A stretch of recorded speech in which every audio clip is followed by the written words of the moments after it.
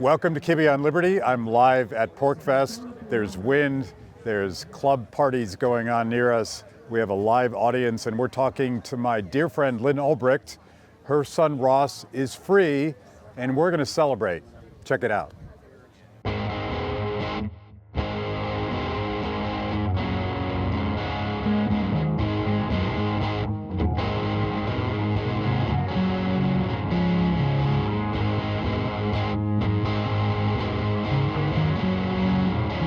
Welcome to Kibbe on Liberty.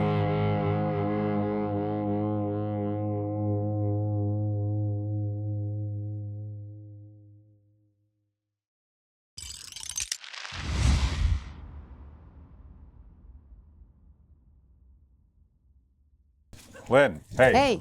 How's it going?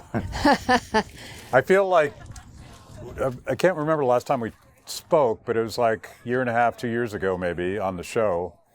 And I feel like something's changed, but I can't put my finger on it. Yeah, it's just this thing. I think my son is out of prison. Oh. Amazing, miracle.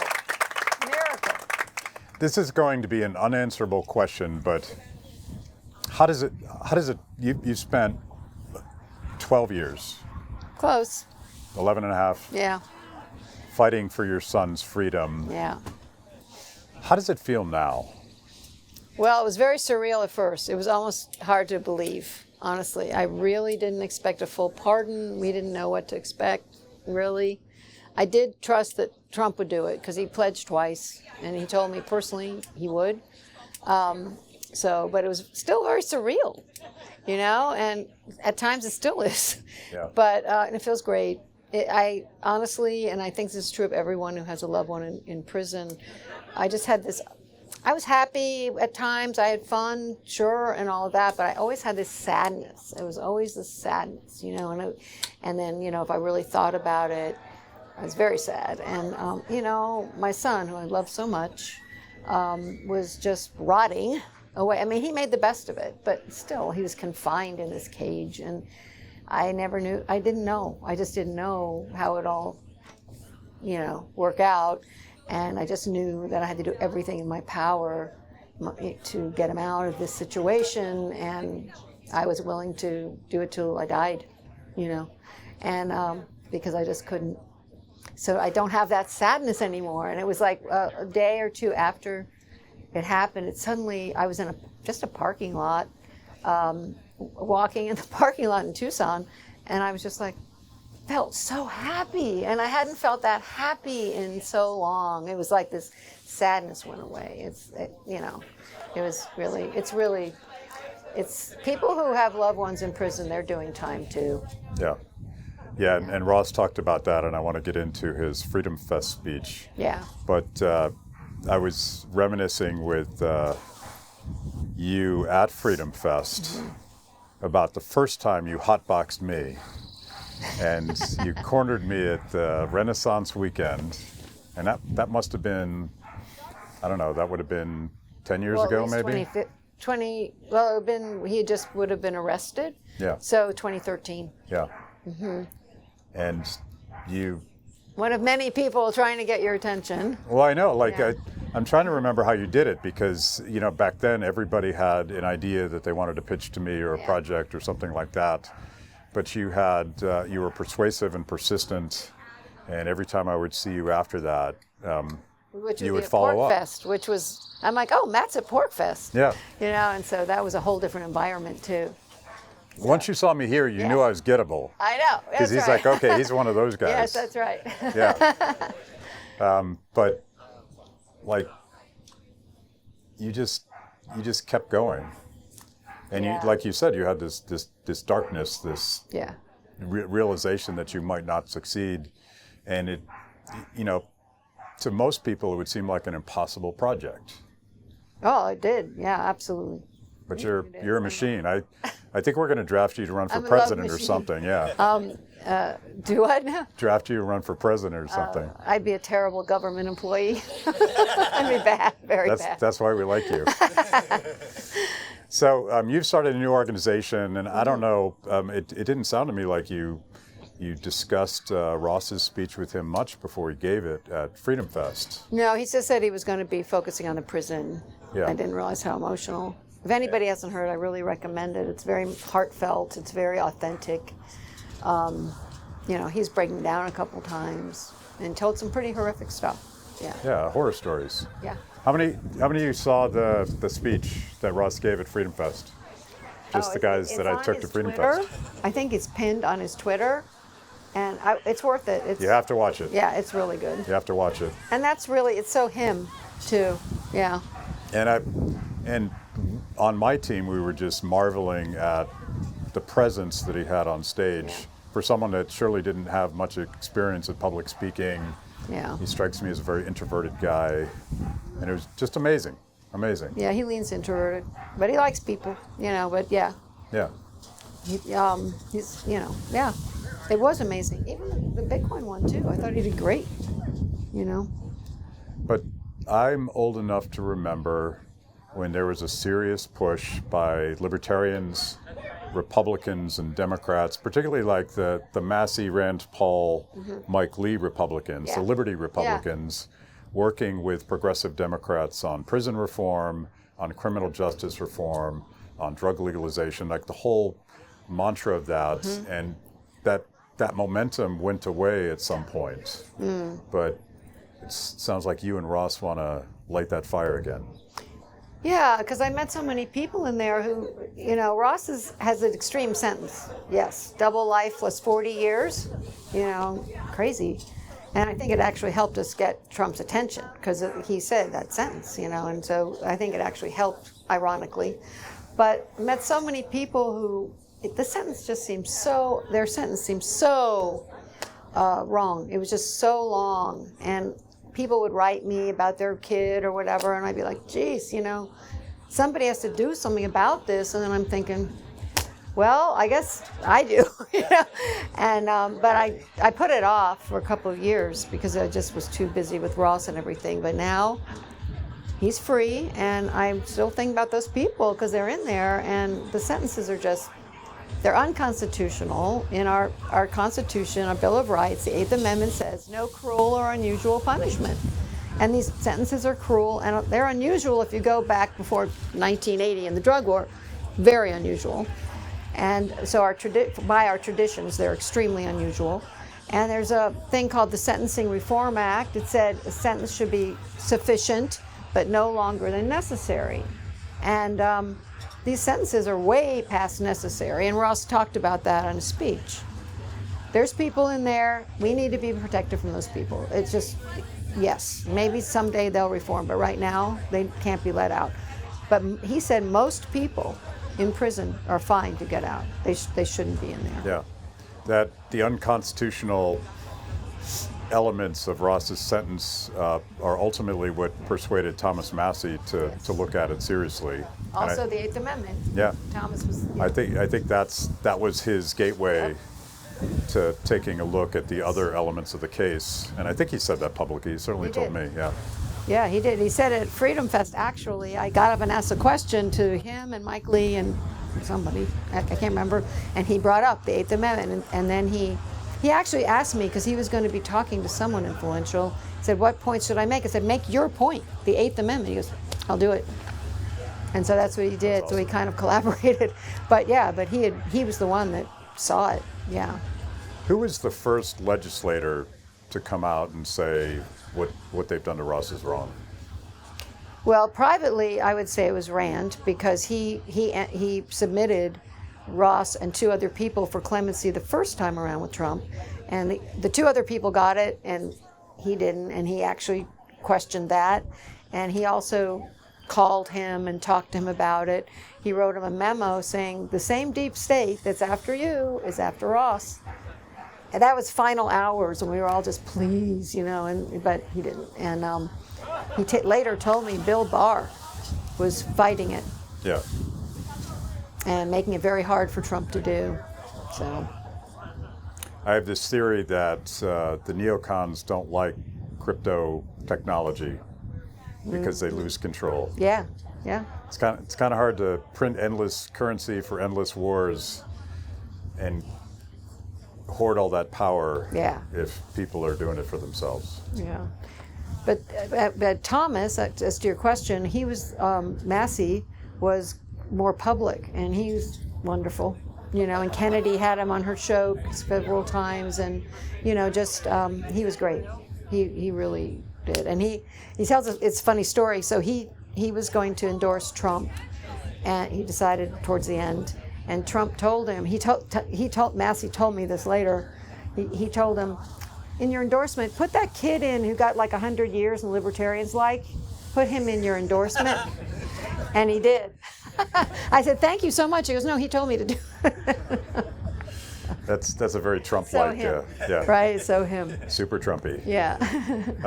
So we're here at Porcfest, obviously, and we got club music going on over there, and we're having cocktails, and we're with family again.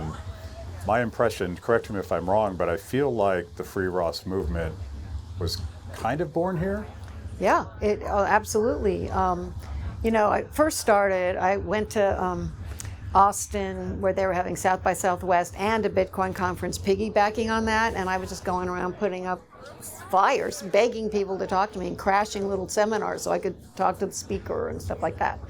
And, but there was I got to know some of the people there, and one of them, Harlan Dietrich, called me later and said, hey, I'm going up to this festival in New Hampshire. I'm making T-shirts for Ross. We're going to sell them. I said, great, I'll hand out flyers. And he said, well, you should speak. And I'm like, what? You speak? And he's like, yeah, you really should. I know the organizers, blah, blah, blah. Well, they said, sorry, we're full. We can't do it. And then I'm like, oh, phew. Thank you. I don't have to do it. Good. But then, like the next day, they're like, wait, whoa. We're going to have you speak at the Pavilion on Saturday night. And I'm like, oh my God, okay, I'll do it. But Nick Gillespie was in the audience, and he put me on Reason TV after that, and that gave me more of a voice, and it just kind of grew. But it was Porcfest who gave me the chance. It was Porcfest that had the faith to, give me a voice for Ross. Was that your first public speech? Pretty much. I mean, I'd done small things for the years of groups and things, but I worked hard on that speech. I still think it's a good speech. Well, it's a pretty forgiving group of people. Yeah, it's great. Yeah. It's talking to families, so. Yeah, that's totally. Cool. Yeah, it was good. Is this speech? I assume it's still online. It's up. So. Yeah. Well, we got to watch it. We got to give. I'll give you my critical assessment of your first. I brought speech. up the Constitution a lot. I was, with some of the things that they were doing, and I'm like, what the hell, you know? So, fast forward to. We talked a little bit about Ross's speech, and everybody needs to watch this. A powerful performance, but also a powerful message that I think has been lost since the steam behind prison reform has been lost, and sentencing reform, and all of these victimless crimes that are punished through the prison industrial complex. Yep. And he made that emotional case for just the dehumanizing nature of what they're doing to people. Yeah. But you should be on a beach somewhere, but you're at Porcfest. Well, this is vacation for me. I love it here. This is family, but you're at Freedom Fest, and I'm sure you have a very full schedule of doing stuff. Yeah. And you decided, instead of taking a vacation, you're going to start a new advocacy group. I think we can do both, right? A little bit of both, but I hope so. I hope so. No, I will. I am in fact drinking a beer while I'm to. working, so you can do both.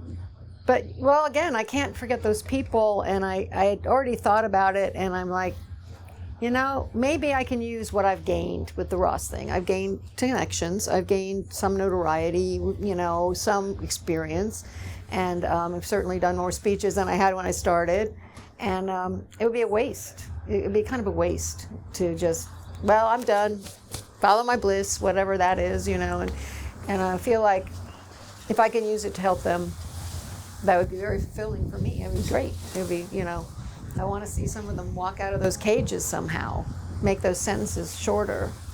Yeah. I don't know. I'm not sure yet how it's all going to work. I'm going to get advice. I've talked to people. I've talked to the pardon czar, and she loves the idea. She's, Alice Johnson.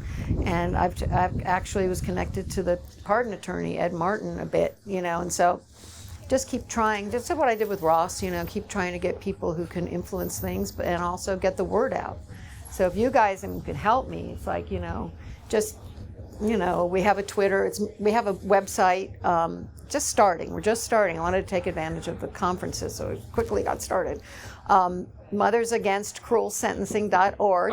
We're calling it MAX. And just if you could spread the word, we have a Twitter, very small, very beginning stages Twitter, X account. And I want to make a noise, because when you make a noise, people start paying attention. It's like someone said to me just today, she goes, I didn't know about these sentences. Most people don't. They think we have, fair sentencing or whatever. And it's like, and I think it might be hard because there's a lot of, like you're saying, pushback about, crime, and people need to be, people being let out that commit crimes and all of that. But there's so many people, over 60% of the prisons are nonviolent drug offenders. Just, Thank you for joining me today on Kibbe on Liberty and for being part of our fiercely independent audience. Every week, my organization, Free the People, partners with BlazeTV to bring you this show. My guests bring smart perspectives on everything from current events to timeless philosophical debates. If you like what you hear, go to freethepeople.org/KOL and support Kibbe on Liberty so we can continue to produce these honest conversations with interesting people. Now, let's get back to it. It's a business, and that's part of. And that's a big opponent. Yeah.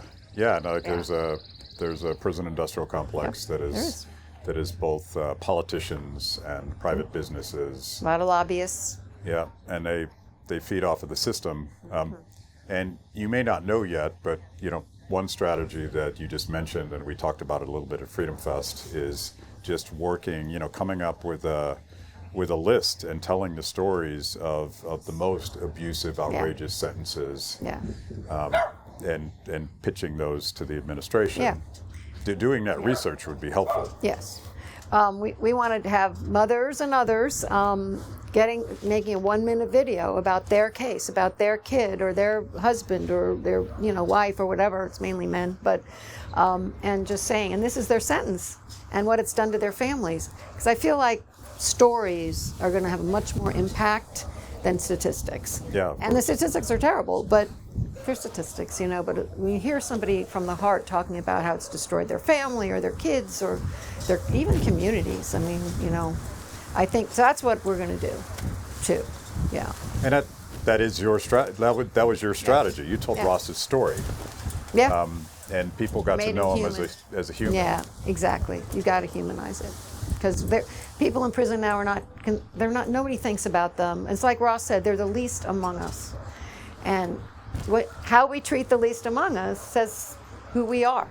And they're the least among us. Nobody cares. Nobody thinks about them. And my whole thing was, I'm not going to let Ross be forgotten. I've got a big mouth, and I'm going to use it. But many people don't have that. And so we want to help them. Are you thinking about potential legislative campaigns as well? Well, we're a nonprofit, so if you want to save in your taxes, you can give it to us and help us perpetuate this. But educational campaigns. Yeah, and pressure, and political pressure. We're not allowed to lobby, but maybe we could figure out some way. I don't know, to do it through some other way. I want to pitch you sometime on restorative justice, because we did a documentary, I think 4 years ago now, called How to Love Your Enemy, a restorative justice story about Longmont, Colorado. And I view it as a radically libertarian solution to the prison industrial complex. And it diverts, quite often it's a first-time offender who made a dumb mistake. It diverts them from going into the judicial process. Oh, that's great. And, because once you get in, I learned this from my restorative justice friends, once you get into the system and you're in court, your job is to deny that you did anything wrong. Yeah. Deny. That's right. And what restorative justice does is it first it asks the permission of the victim. Are you willing to go through this process with the person that committed this crime against you? So it forces the person that did the wrong to accept and acknowledge and take responsibility for what they did. And as a libertarian, the thing that has always bugged me most about the criminal justice system is they talk about paying your debt to society, as if society was harmed.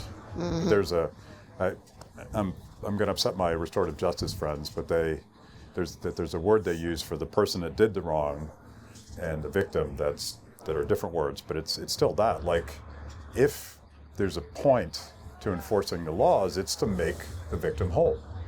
And what restorative justice does is it's never about money. It's not financial restitution, because it's most likely the person that committed the wrong doesn't have the means to make them whole. But it's mostly about taking responsibility. And the power of that in Longmont, Colorado, is the recidivism went from whatever it is, 90+%, the cycle, to almost zero. Wow. So it's a solution, but it's a bottom-up solution. It's the community actually taking the justice system back from people. So that might be something to talk about, not so much to rescue people that are already caught up in the system, but to prevent the next generation from feeding the beast. Right, because that's a perfect way of putting it. It's feeding their inventory, essentially. Yeah. Yeah, because kids of the people that are in there are statistically likely to go right into prison. Yeah. But the coalition for these types of efforts that you're talking about is not dissimilar than the coalition you built for Ross. Right. Well, that's what I know how to do, right? Yeah. Just do what I did with him. But I'm totally open to ideas, and I want to go to different criminal justice people I know and others and say, what do you think? What should we do to get people out, the cages that they're in? Maybe shorten the time, or somehow, I don't know about changing the law. I think I don't know. I don't know. Well, if you change the story, the laws will fix themselves in a certain way. If you're changing the culture, if you're raising awareness for the types of inhumane sentences and conditions, I think someone else. There's pressure. Someone else There's can pick up the pressure. Yeah. Yeah. So we need inside information on what Ross is going to talk about tomorrow. Yeah, but he shared with me about the first one, and I even gave input. The second one, he told me it was about the prisons, but I don't know what he's going to say tomorrow. I really don't. I honestly don't know. Sons can be unreliable on this. My daughter's much more communicative than my son. It's just that way they are. 1 o'clock tomorrow. Yes, I think so, right? Yeah. It's 1 o'clock tomorrow. By the time people see this, they'll have missed it, but it'll be online. Yeah. And tell us again how we sign up for your new project. Yeah, so just we do have a website. It's small, but we have it. mothersagainstcruelsentencing.org. I use the word cruel because it's in our Constitution. It is cruel, and it goes against our American value of mercy. So go to the website, and we do have a X account. If you put that in there, it'll come up, or Max. Yeah. And a shout out to, it's possible that every person here right now, I see Angela's over there, and Martha's here, and God knows how many people were personally involved. Absolutely. As a building block in this campaign. So many people, so many great people are really interested in this, and helping actively. Yeah. And we were talking about this before we got started, as we as libertarians, we don't feel like we win very often. So it's kind of nice to win. It is. So it's just bigger. I know as a mom, and I know as a question of human justice, freeing Ross is an end in of itself, but it's emblematic of something much bigger than that. Yeah, well, that's the thing. I said in my talk here, I was like the least likely person I'm a boomer. I didn't know anything about encryption or really Bitcoin much, and except what Ross would say, and just certainly not taking on the federal government in a high-profile deep web drug case. Like, oh my God, Ross, could you have picked any bigger enemies for me to fight for you? Not to mention the banks, because it was all about Bitcoin, all that stuff. But my daughter calls me Frodo, the unlikely person who starts, but you just keep going, and any of us can do it. You know, it's especially if we're unified. I'm really tired of all the fighting amongst libertarians and crypto people, and we're fighting each other, and we've got a bigger enemy, guys. Got a more urgent thing. And so just encourage people, either join or start something or whatever, because if we're all on the same team doing different things, can win. Well, I have to keep talking about this because this is something else we were talking about beforehand, and I'm old enough in the libertarian movement that I have zero interest in fighting with my friends, and I get sort of frustrated with all the internal battles that we have because I feel like we have bigger common enemies out there. Yes. And the battle for Ross was very uniting. All the libertarians were pretty much for Ross. Finally, we agreed on something. Finally agreed on something. Who knew? But as I argued last year when it was still debatable about whether or not Trump was going to keep his promise, doing this is much bigger than Ross. Yes. Because it's a statement about cryptocurrency.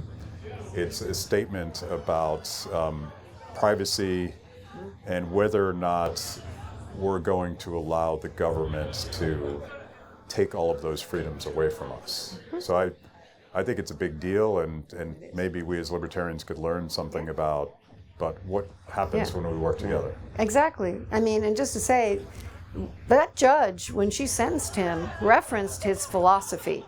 And she said, and first she didn't let his libertarian beliefs be known to the jury. That was forbidden. Because they might be persuaded. Yeah. They might say, oh, he's just a kid just doing this libertarian thing. And then at the sentencing, she said, you have very dangerous philosophy, which is basically libertarian philosophy, and I don't know that you've left it behind. And this is her justification for putting him in prison for life. And then we said to the Supreme Court lawyer, well, how about a First Amendment argument here? And he said, nah, it won't fly. And he was probably right. You know, they didn't, so that's a big issue, right? Also, the whole thing with I use the crypto thing. I'm a Bitcoin maxi. How about we'll be freedom maxis? We're all for freedom, okay? And then we can all agree on that, and then we can have our small differences. Be freedom maxis. I don't know. That's pretty radical. Yeah, it is. I don't know. That's crazy talk. And just to kick this dead horse one more time, we're at Porcfest, and there's one of everybody and everything here. All different sort of philosophies, all different chosen careers and perspectives and hopes and dreams and all that stuff. And yet, we all get along. Yeah, we all get along. And I feel like isn't that our, well, mostly. Yeah, mostly. Except for that guy.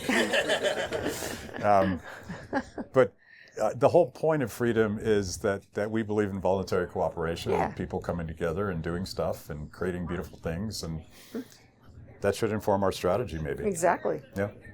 And if you don't like somebody's or personality or what they say, even, or as long as they're not, they're there for freedom. Yeah. Or their personal life, and you don't approve, whatever it is. So what? That's how I was about Ross. It's like, are you for Ross and getting him out? Great, you're my friend. Yep. Not tyrants or something. I wouldn't, or horrible people, but I'm talking about, There were very few tyrants that were on Ross's side. Yeah, they're not on his side anyway. Yeah. But, just let's not have petty, I don't know, or maybe even they don't think it's petty, but it's like just remember, there's bigger fish to fry. There's bigger enemies up in Washington, whatever direction that is.